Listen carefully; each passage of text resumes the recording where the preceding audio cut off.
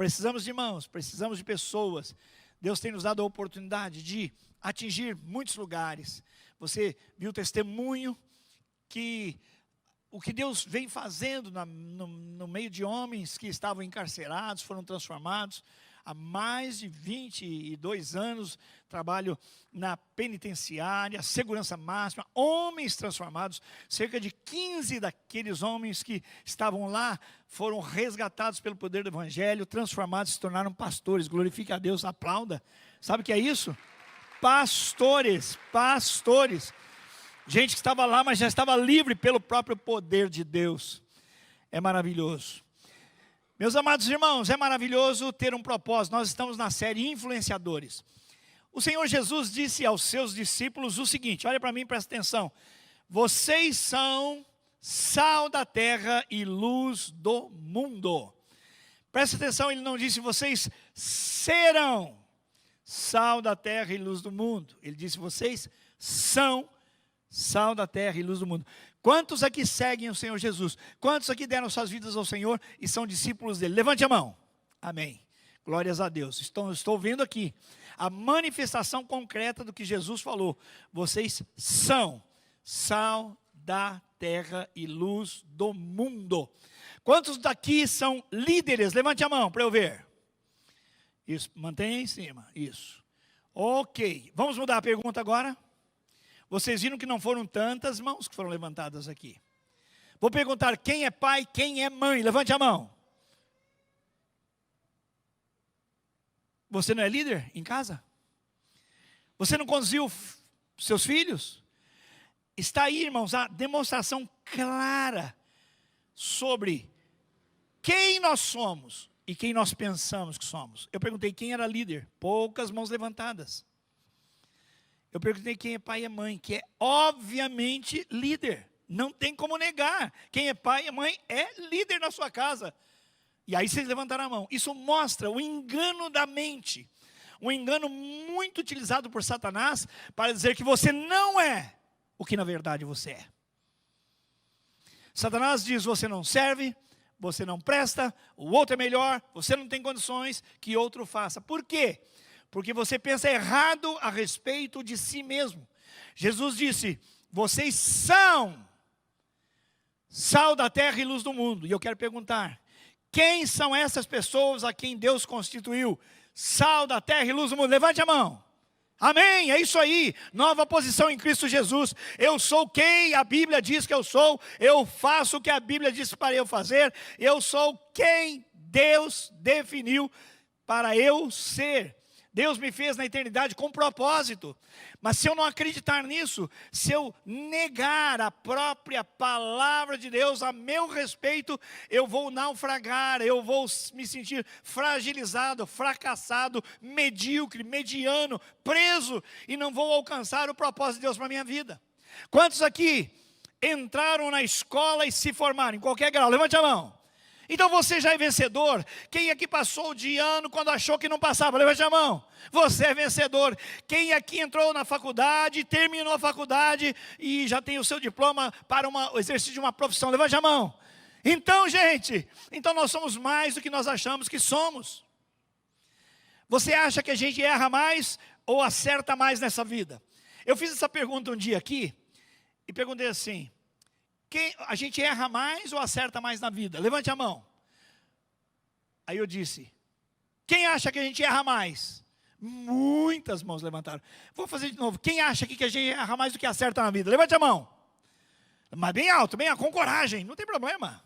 Isso. Quem acha que a gente acerta mais? Levante a mão. Aí, ficou empatado. Ou nós vai ou nós não vai. Vou provar que a gente acerta mais do que erra. Quer que eu prove, sim ou não? Vou provar aqui agora. Você saiu de casa hoje pensando em vir na Primeira Batista, sim ou não?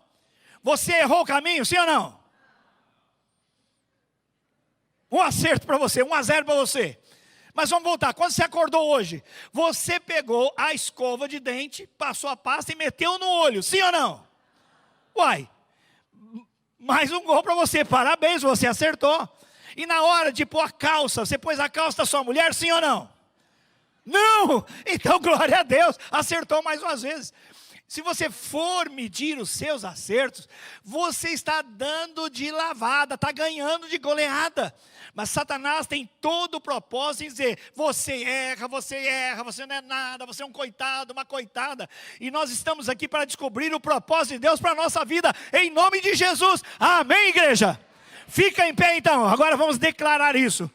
Vamos declarar isso, diz assim, eu sou quem Deus diz que eu sou.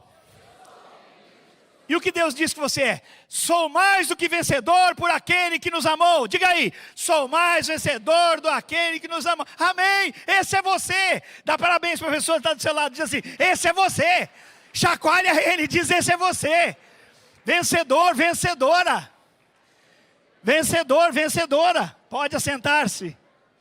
Você que está na internet, chacoalha e pula aí, diz eu sou mais que vencedor. Meus irmãos, é maravilhoso saber que nós não vivemos por vista, nós vivemos por fé. Fé é a capacidade dada por Deus para a gente crer nele. Fé é a capacidade dada por Deus para a gente ser fiel a ele, fidelidade.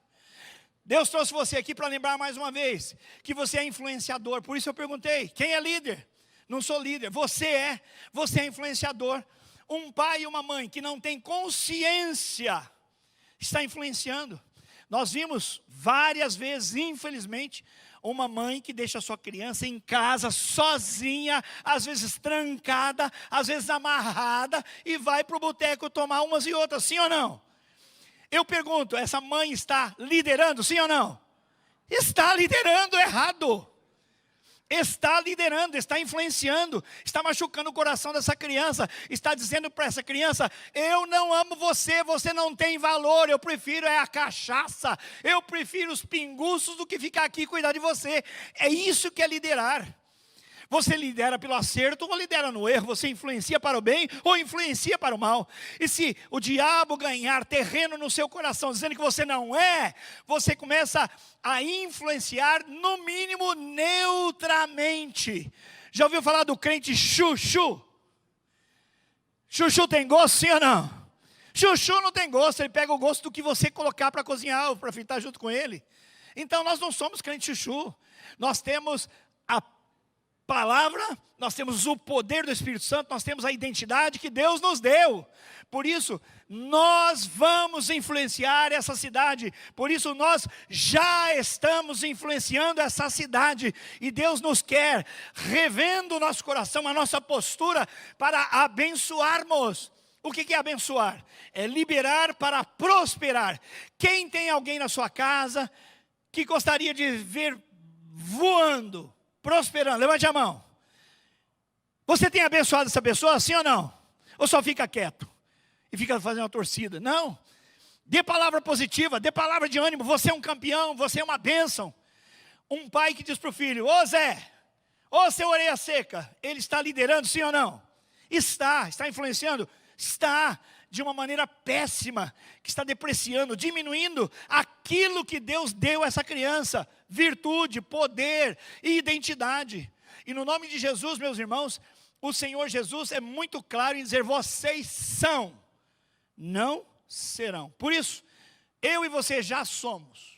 E vamos passar em revista a nossa vida hoje, a fim de que o nosso propósito, o propósito para o qual Deus nos criou, seja alcançado na nossa vida. É maravilhoso ter um propósito e ser bem sucedido, sim ou não? Você entendeu o que eu falei? É maravilhoso ter um propósito claro na nossa vida e sermos bem sucedidos nele, sim ou não? Sim. Claro que é. Ninguém levantou e orou, Senhor, por favor, me faz muito infeliz nesse dia. Quero ficar triste, quero ficar deprimido, Senhor. Oh Deus, me ouve, por favor. Manda o poder do Espírito Santo para me deixar triste, Senhor, infeliz. Ninguém faz essa oração. É uma loucura. Nós oramos pelo contrário. Senhor, tem misericórdia de mim, alegra o meu coração. Na frente da minha escrivaninha, onde eu estudo, onde eu leio a Bíblia, tem um cartaz escrito assim, eu sou cheio do Espírito Santo. Eu não digo eu vou ser cheio do Espírito Santo. Eu digo eu sou cheio do Espírito Santo. Jesus diz, quando você orar, creia que você já recebeu. E então você vai receber. Prestou atenção? Creia que você já recebeu. E então você vai receber. Isso trata de mentalidade, de posicionamento diante de si, dos outros e das circunstâncias. Deus chamou você para um propósito maravilhoso, para influenciar essa cidade. E se você não acredita nisso, a primeira coisa que você precisa é mudar isso, porque você vai ser o que você quer, você vai ser o que você acha de si mesmo, ou você vai receber e acolher e viver segundo a palavra de Deus. A escolha é essa. Havia um cara desanimado, o povo de Israel sofrendo, e ele estava cuidando de trigo no lugar indevido. E o Senhor disse: levanta-te, vai, jovem Gideão, homem valoroso. Ele foi, estou procurando aqui quem é o valoroso. É você. Então Deus está falando comigo, com você. Somos homens e mulheres valorosos. Isso não é neurolinguística, isso não é um exercício de psicologia positivista, absolutamente. Isso é a palavra de Deus. A Bíblia diz: aquilo que o homem pensa ser no seu interior, assim ele é. O que a Bíblia diz: aquilo que o homem pensa acerca de si, assim ele é. Então você precisa tomar posição em nome de Jesus. E eu sei que você e eu fomos vulnerabilizados muitas vezes, e nós temos vozes que ficam gritando na nossa vida, dizendo que não é assim. Mas eu aceito a palavra de Deus, ou eu defino viver pela minha palavra. Você é mais forte que Deus, sim ou não? Você sabe mais do que Deus, sim ou não? Então receba a palavra de Deus. Amém, meus irmãos? É maravilhoso. Paulo, o apóstolo, ele passou por experiências maravilhosas. Se você quiser abrir aí o seu celular, a sua Bíblia, na carta de Filipenses, capítulo 3, versículos 12 a 16, Paulo fala sobre o seu passado, fala sobre o seu futuro, e ele fala sobre o seu presente. Olha só a ordem: fala do passado, fala do seu futuro e fala do seu presente.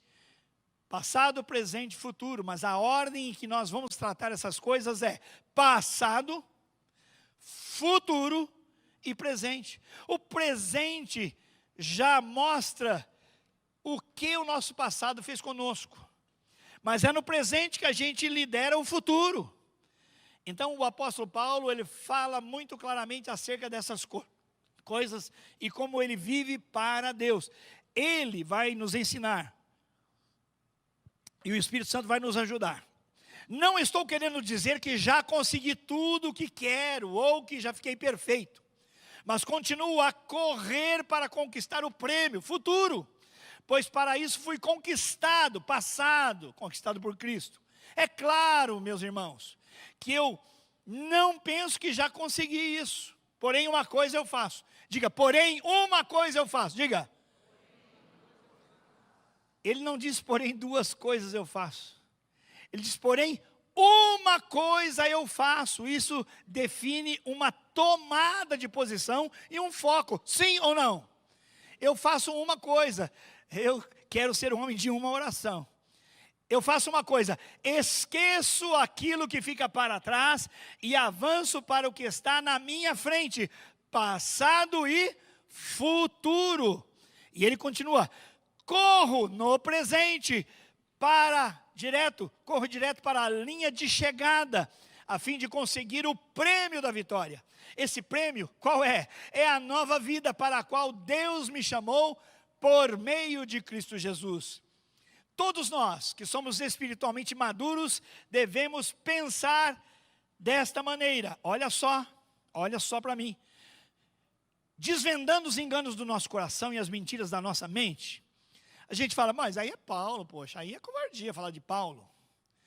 Não, Paulo pensava acerca de si, Paulo era isso, Paulo foi um homem muito usado por Deus. É ele, não eu. Mas aqui Paulo está dizendo todos nós. Ou seja, ele escreveu para os crentes que estavam na igreja de Filipos. E ele não disse, eu Paulo, mas ele disse todos nós. Então, esta bênção, esse posicionamento é inclusivo, é para todas as pessoas que um dia entregaram as suas vidas ao Senhor Jesus. Quem entendeu, diga, eu entendi. Diga, entendi claro. Essa palavra é para mim. Foi diminuindo, né? Essa palavra é para mim. Você entendeu que Paulo está dizendo que isso é para todos nós, sim ou não? Então diga, essa palavra é para mim. Fala para ele, é para você mesmo. E o outro fala assim, não, é para você, é para todos nós. Amém. Paulo fala do passado, fala do futuro, e aí ele se ancora no presente. Nós vimos há alguns dias aqui atrás, no telão, o depoimento de uma pré-adolescente que foi recebida pelo nosso projeto Nova Transforma. Aliás, quando você sair, quem ainda vai pensar no almoço de hoje, levanta a mão. Quais que ainda não definiu, ó. Na saída já está prontinho para você uma massa. É só contribuir para o projeto Nova Transforma e levar a massa e colocar no forno para esquentar. Beleza? Beleza, então, Djalma vai lembrar isso no final, mas saiba que os irmãos estão aí para vender isso, é para o projeto. Uma pré-adolescente foi alcançada pelo projeto. Tinha sido vítima de abuso psicológico, abuso sexual, violentada dentro da própria casa. E agora ela recebe carinho, amor, acolhimento no projeto Nova Transforma. Olha o que ela disse. Pré-adolescente. Uma coisa eu não fazia, era ter amigos. Eu não queria amigos. Por quê? Porque achavam que os amigos iam me maltratar. Isso reporta uma memória, sim ou não? Foi machucada. Mas quando eu vim fazer parte do Projeto Nova, eu comecei a ter amigos, diga glória a Deus.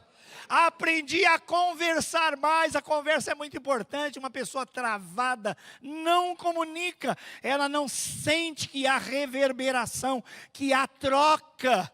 Comecei a conversar mais. Antes eu via o meu futuro sem nada. E quando eu fizesse 15 anos eu queria morrer. Ideação suicida. Olha que projeto de vida. Com 15 anos, passar a régua, acabar com tudo. Mas hoje não. Hoje eu quero fazer nos meus 15 anos uma grande festa. Aplauda o Senhor, meus irmãos. Mas aplaude forte. Aplaude forte, aplaude forte, aplaude forte. Resgatada, transformada. Aleluia. E ela diz, eu quero viver a minha vida com os meus pais, eu quero relacionamento de novo, eu quero acolhida, eu quero ninho de amor agora. Eu voltei a sonhar, voltei a pensar, voltei a sentir coisas boas. E outra, eu quero ser uma grande juíza, uma grande promotora e ajudar as pessoas como a Viviane Vazes me ajudou. Aleluia, glória ao nome do Senhor. Isso, irmã, repete. Outra vez, irmão, repete. Vamos aprender com ele ou não? Glória a Deus, glória a Deus, glória a Deus. Irmãos, isso é poder de Deus. É o Evangelho transformando pessoas. Fica em pé, Evandro. Ali está o esposo da Viviane, missionário com ela. Aplauda o Senhor. Eles pagam o preço. Eles pagam o preço. Uma pré-adolescente dizendo que queria morrer aos 15. E agora ela diz, eu quero ser uma grande juíza, uma grande promotora. E eu e você falamos assim, tadinha, aí também foi demais, né? Aí já saiu do eixo. Não! Na cidade de Aquidauana havia uma pré-adolescente no lixão. Catando lixo, uma vida desgraçada em casa. A mãe dopadíssima, tentativa de suicídio, o pai totalmente prostituído, vivendo uma vida devassa, sumiu de casa durante meses. Estava lá aqui da Ana no lixão, para poder sobreviver. Mas ela foi alcançada pela graça de Deus.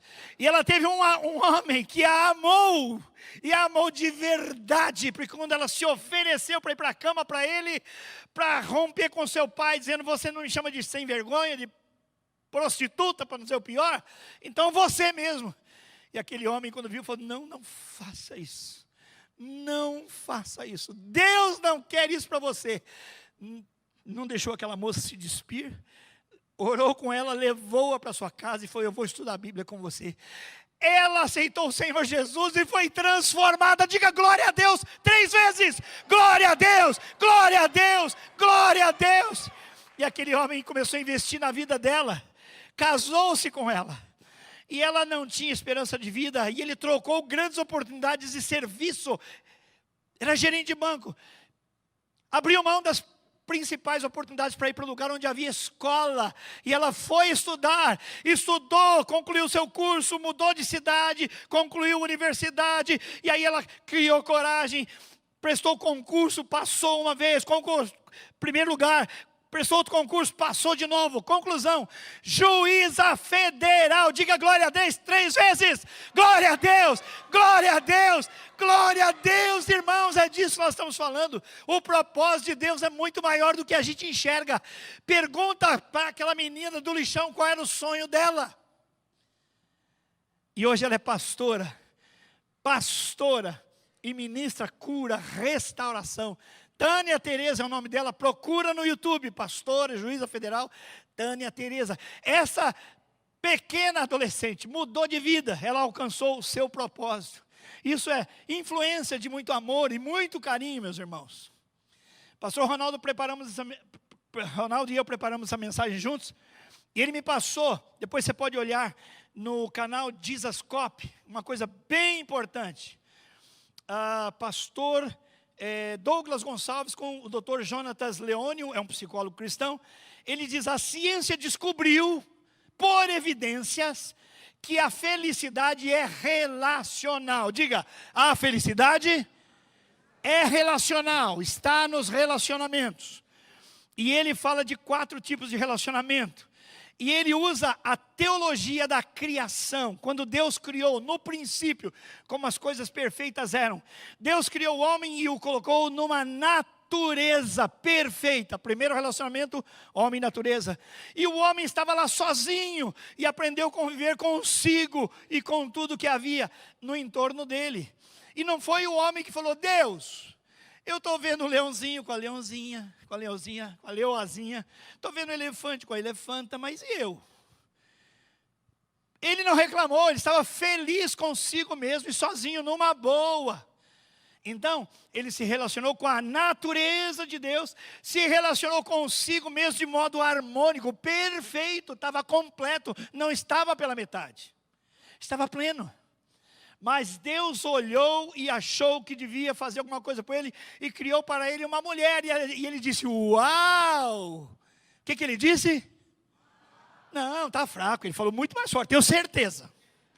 O que Adão disse? Uau! Essa sim, está no texto bíblico.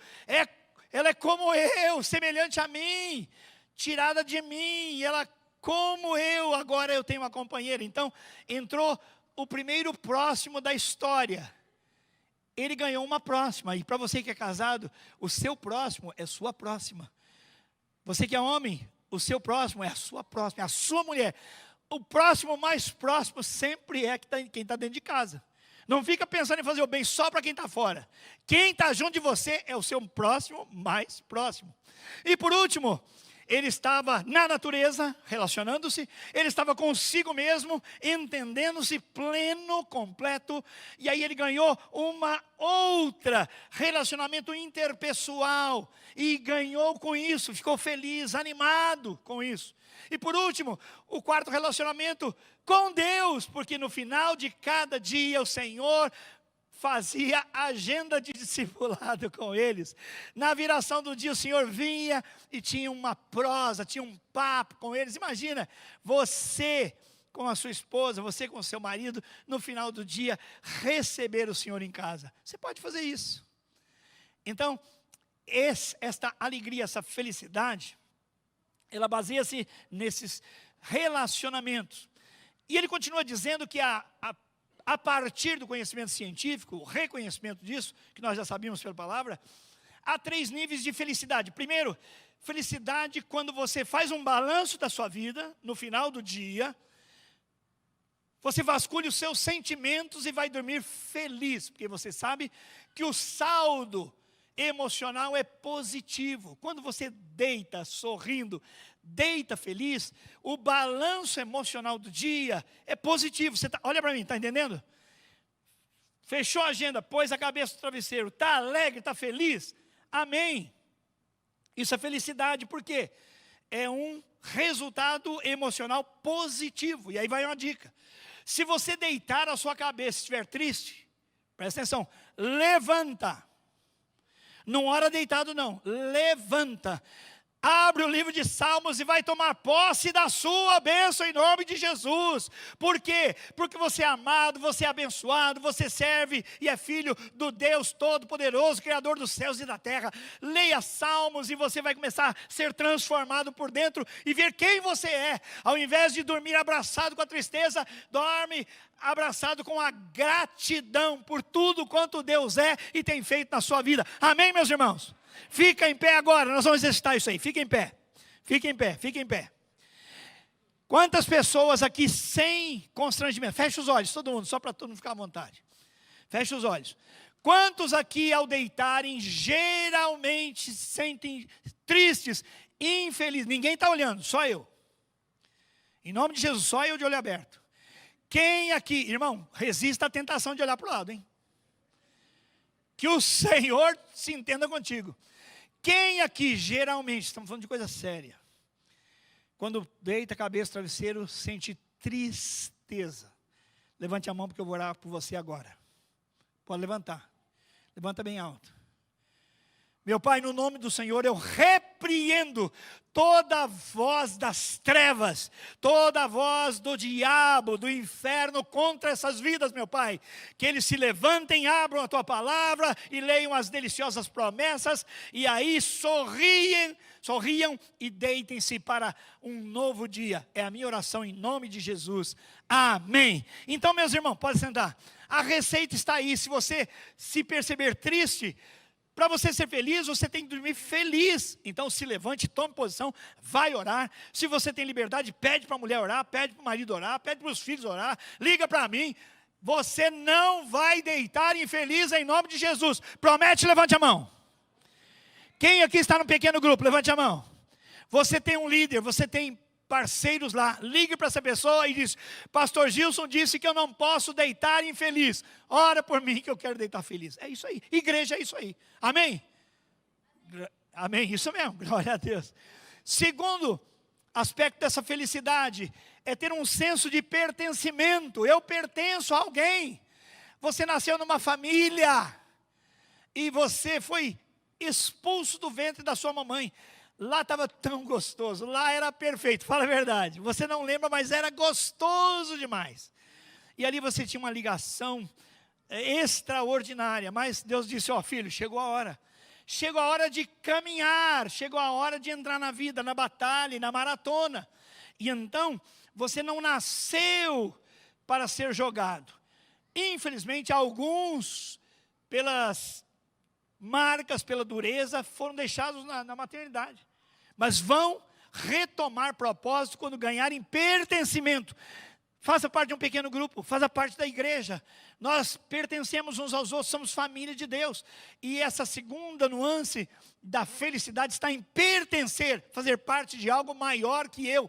Você não está sozinho, você está em comunidade, comunidade de fé, comunidade de amor. Terceiro, uma vida com propósito. Então, felicidade em ter um balanço positivo das suas emoções, felicidade em saber que pertence, é querido, tem lugar, tem vez, tem voz, tem oportunidade. E em terceiro lugar, saber que você tem um propósito. Deus chamou você com um propósito. Seu propósito não foi só ter uma profissão. Olha, gente, a mediocridade, a medianidade fala assim, ó: eu nasci, comecei a tomar posição dentro da minha família, aí eu sabia que tinha que estudar, fazer o quê? Né? Às vezes eu pergunto para as pessoas: o que você mais gosta na escola? O recreio. E eu brinco, eu também preferi o recreio. Eu preferi o recreio, mas Deus me transformou totalmente, graças a Deus. E o que acontece? Ela pensa: agora eu tenho que ser socializado, andar na vida, arrumar um trabalho, ganhar, casar, ter filhos e morrer. Gente, isso não é propósito de vida. Isso aí é discorrer a vida na sua normalidade. Propósito de vida é você saber que você é filho amado de Deus. Diga: eu sou filho amado de Deus. Ou filha, diga aí: eu sou filho amado de Deus. E Deus me chamou para ser bênção na terra. Amém, meus irmãos? Você tem o poder de Deus, você foi chamado para ser luz e para ser também sal dessa terra. Quando Paulo, nesse capítulo 3, versículos 12 a 16, fala sobre o seu passado, sobre o seu futuro e sobre o seu presente, ele fala pensando, tendo em mente o corredor naqueles Jogos Olímpicos que aconteciam lá em Atenas, também em Éfeso, em outros lugares. Havia um preparo. Você sabe que todo atleta precisa se preparar muito bem, é ou não é? Ninguém vai correr, maratonar, deitado, comendo de tudo, sem ter exercício, sem ter disciplina. Tudo isso está implícito. E ele está dizendo que quando ele sai para alcançar o alvo, ele tem realmente que chegar lá. E é por isso que nós estamos aqui hoje, nessa manhã, para falar que você deve viver com propósito a sua vida e alcançar o seu alvo. Viva com o propósito, está aqui, ó. Viva com o propósito para o qual Deus criou você, para ser uma bênção, para anunciar o nome dele entre as nações, com a sua profissão. Todas as profissões são nobres. Precisamos de gente, homens e mulheres, em todas elas, porque em todas elas há alguém que precisa de conhecer o amor de Deus, o poder transformador do Evangelho. E é você, a quem Deus chamou com o propósito de testemunhar. Note que eu não falei pregar. Não sei pregar, não. Você não foi chamado para pregar, foi chamado para testemunhar. O que é uma testemunha? Pneus cantando, pá! Teve uma batida, infelizmente. Aí quem viu? Olha, eu vi. Como é que foi? A testemunha só fala daquilo que viu. Concorda? Então você não foi chamado para pregar, foi chamado para testemunhar. Testemunhar daquilo que Deus fez na sua vida, como você era antes de Jesus, como você é agora com Jesus, como as suas orações são aceitas e como a oração das pessoas pode ser aceitas também. Você pode orar com as pessoas, você pode orar pelas pessoas, pode abençoar as pessoas. Então esse é o seu propósito. Para isso você precisa ter 3 atitudes em 3 tempos diferentes. Trate o seu passado, isso é passado. Futuro, visualize o seu futuro, olha para frente. E terceiro, no presente, construa a sua vitória hoje. Primeiro, trate o seu passado. Segundo, visualize o seu futuro. E terceiro, construa hoje o seu amanhã, construa a sua vitória hoje. Olha só as 3 atitudes, Filipenses 3,13. É claro, irmãos, que eu não penso que já consegui isso. Porém, uma coisa eu faço. Diga, uma coisa. Ele não disse 2, disse uma coisa, foco. Esqueço aquilo que para trás fica. Meus irmãos, precisamos tratar o nosso passado. O apóstolo Paulo tinha muitas razões para se alegrar com o seu passado. Ele era um hebreu, zeloso da lei, trabalhou, estudou, foi discípulo bem-sucedido. Ele, enquanto religioso, foi zeloso da lei, até perseguiu e matou pessoas. Ele tinha uma carreira invejável, de família hebreia, da tribo de Benjamim. Então ele tinha uma folha corrida excelente. Mas ele disse, larguei mão de tudo isso para receber a Cristo. Eu recebi de Cristo algo muito maior. Não seja refém do seu passado. Experiência nenhuma compensa isso. Aldous Huxley diz o seguinte, experiência não é aquilo que acontece a você. Presta atenção. Experiência não é aquilo que acontece a você, mas aquilo que você faz com o que aconteceu com você. Não importa o que aconteceu comigo. O que importa é o que eu vou fazer com isso. Como que eu vou tratar esse passado? Geralmente, nós temos memórias tristes, de fracasso, de tristeza. Os nossos pais, por mais que tenham feito melhor, deram mais do que eles podiam dar, falaram coisas que não serviam. Nos amavam, mas estavam despreparados. Não tinha cursos como nós temos hoje para ensinar a educar filhos. Aliás, aqui na igreja temos cursos maravilhosos para todas as faixas etárias. E então, eles lançaram palavras que machucaram a nossa identidade. Seu vagabundo, seu sem vergonha, sua sem vergonha, você vai ser uma papapá, você vai ser um papapá. Palavras lançadas que gravaram como na rocha do nosso coração, estão cravadas em nós. São memórias de fracasso, mas nós não podemos ficar com elas, e em nome de Jesus, vamos tratá-las. Como é que a gente trata dores do passado? a chave. Olha para mim, presta atenção. Como é que eu trato quem abusou de mim? Quem eu trato, quem me maltratou? Quem eu trato, quem me feriu na alma, nas emoções, no corpo, na mente? Com perdão. Essa é a resposta. Aí você vai dizer, pastor, pode parar. Você não sabe o que você está falando. Você não sabe o que eu passei. Não sei mesmo. Mas Deus sabe. Irmãos, o que é o perdão? O perdão é uma virtude divina, uma dádiva divina que você recebeu. Quantos aqui mereciam receber a dádiva do perdão de Deus? Quantos aqui eram tão bons que olharam para Deus? Deus, eu mereço que o Senhor morra por mim através do seu Filho Jesus. Eu sou correto, sou correta, faço tudo certo, penso certo, sempre agi certo. Eu mereço o teu perdão, pode dar. Quantos aqui fizeram isso? Levante a mão. Ninguém, claro, ninguém merece o perdão.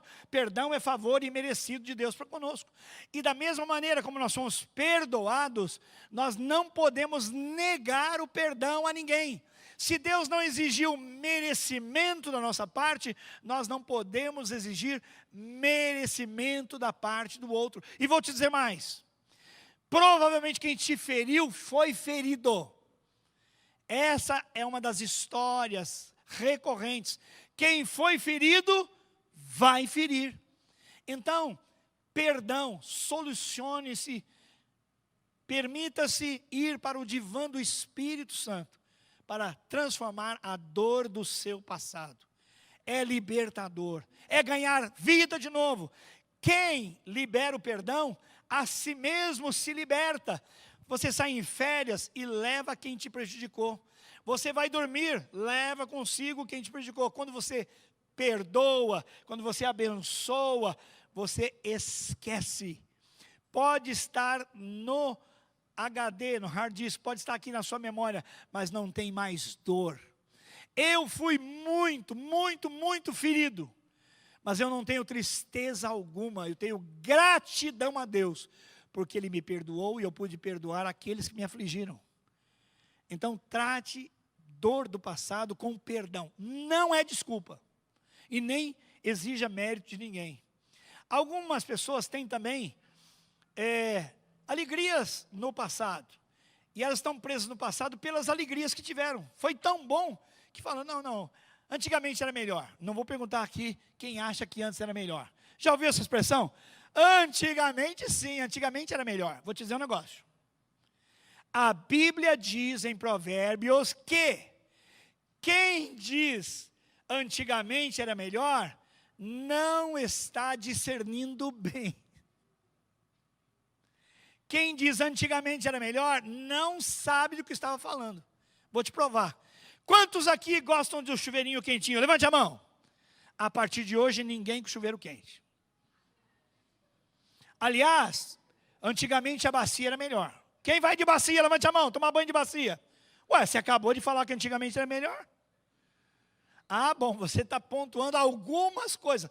O Wilson Joaquim, antigamente era melhor? Era melhor? Não, isso foi juízo aí. Não era melhor. Irmãos, um pregador muito famoso escreveu um livrinho pequeno sobre orações, dizendo, olha, depois que a medicina evoluiu, ninguém ora mais. Porque antigamente, lá na roça, em Veracruz, lá na roça, mais distante, no contexto de dificuldade, quando não tinha médico, dava uma dor de barriga, dava uma dor essa ou aquela, mamãe e papai davam um jeito ali na roça mesmo, é rama, é chá disso, chá daquilo, e oração. Ninguém abria mão da oração. Chegou o doutor Beto aí, ó, não é o Beto não. A gente vai para o médico e não ora mais. Não, tem que orar, Senhor, ilumina o Bebeto. Ilumina o teu servo para abençoar a minha vida. Por quê? Porque nós vamos nos acomodando às comodidades, tudo vai ficando mais fácil, mais gostoso. Então não é salutar viver preso no passado, nem que ele seja bom. Mas irmãos, precisamos caminhar para o futuro. Você já tratou o seu passado, agora precisa visualizar o seu futuro. O apóstolo Paulo, diz o pregador Hernando Dias Lopes, o apóstolo Paulo tinha seus olhos fixos na meta. Ele não se desviava do seu objetivo. Era um homem dedicado exclusivamente à causa do evangelho. Não se deixava distrair por nenhum outro interesse. A sua mente estava voltada inteiramente, exclusivamente para fazer a vontade de Deus. E eu e você precisamos fazer a mesma coisa. Por isso é que ele diz, uma coisa eu faço. É olhar para o futuro e dizer, uma coisa eu faço. Eu vou para o alvo. A palavra que ele usa, ainda no comentário de Hernandes Dias Lopes sobre o livro de Filipenses, a palavra grega é skopos, que significa alvo. Sabe o que é alvo? Na palavra de skopos, é aquela fita que havia no fim do trajeto, onde os corredores tinham que alcançar, eles corriam para a fita. Você já viu, não é? Nas filmagens, quando o sujeito levanta a mão e passa, rompe a fita, e aquela alegria. Então, o alvo é a fita. Presta atenção no que eu vou dizer. Se o corredor cai, se o corredor desiste, a fita sai de lá e vem até ele e fala, me abraça. É isso? O alvo vem? Quando você desiste, o alvo vem? Não. Você que tem de ir para o alvo. Faça isso. Vá para cima. Então comece a delinear, a vislumbrar o seu futuro. Ele disse isso, trabalhava de modo voluntário, mas ele era atraído totalmente pelo alvo. O Senhor Jesus já tinha dito a ele que ele foi escolhido para abrir os olhos de pessoas que estavam no poder das trevas, de Satanás, para que se convertessem a Deus. O George Barna, mais o Bill Hybels, juntando os conceitos, diz o seguinte, o que é visão? Então, como que eu vou vislumbrar o meu futuro? Tendo uma visão. A visão é uma fotografia do futuro. Homens e mulheres são diferentes em terem visão, sabia disso? Eu tive uma visão uma vez, na minha mente, não é visão espiritual. Eu quero comprar uma casa, eu quero uma casa própria. Aí eu falei para a Bacia, olha, quero uma casa própria. E ela não falou da mesma maneira, ela falou assim, mas eu já estou vendo a cor, o jeitinho da cortina da cozinha, em cima da pia. Aí eu falei, mas viajou demais, né? Fala a verdade. Estou falando de coisa séria, e ela está falando da cortina? Não. É que a mulher tem aquela capacidade extraordinária de ver além. Uma salva de palmas para as mulheres. Então a mulher detalha. Ela não vê o macro, ela vê o todo e ainda vê o detalhe, vê o mimo. Ela se achou, não é, tão empoderada por aquela visão que ela enxergou nos detalhes como seria. E aconteceu, glórias a Deus.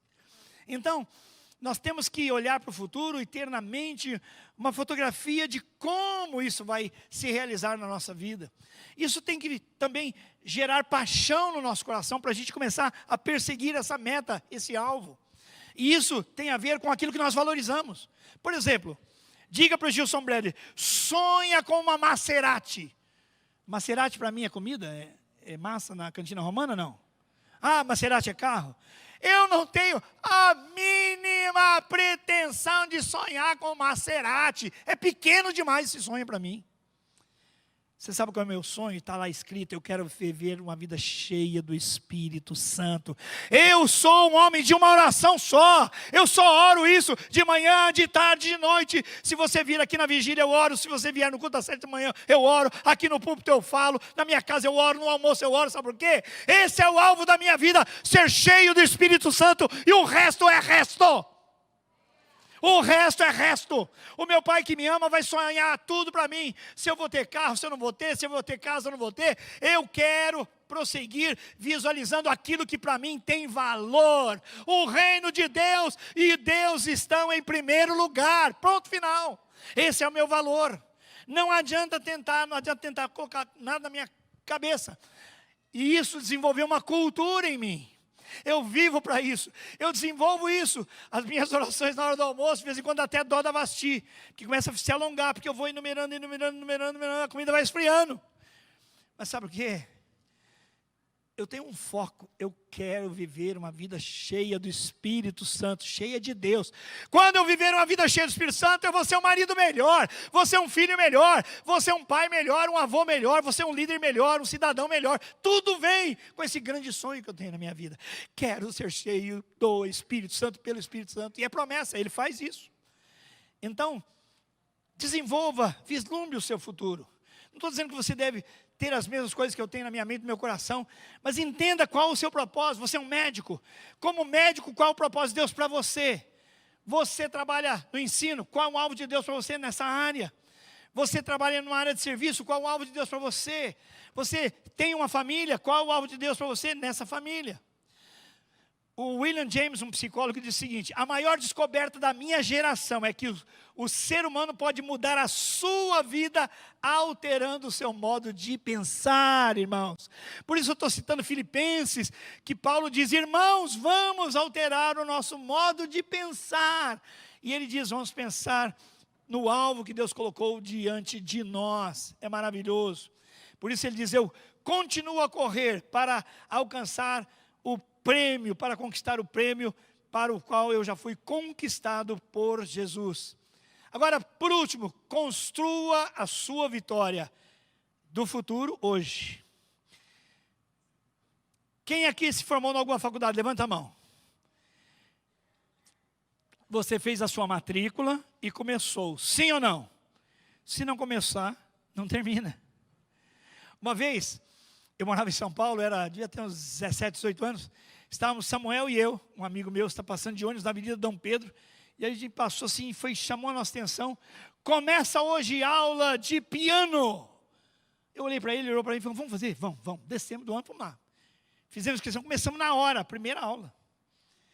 E nem acertamos nada, aí no final fomos à secretaria, e fizemos os acertos lá, e eu perguntei: escuta, quanto tempo demora o curso? Ele falou assim: 9 anos. Eu nunca mais voltei. O Samuel é pianista, eu não sou. Porque você tem que começar, senão não termina.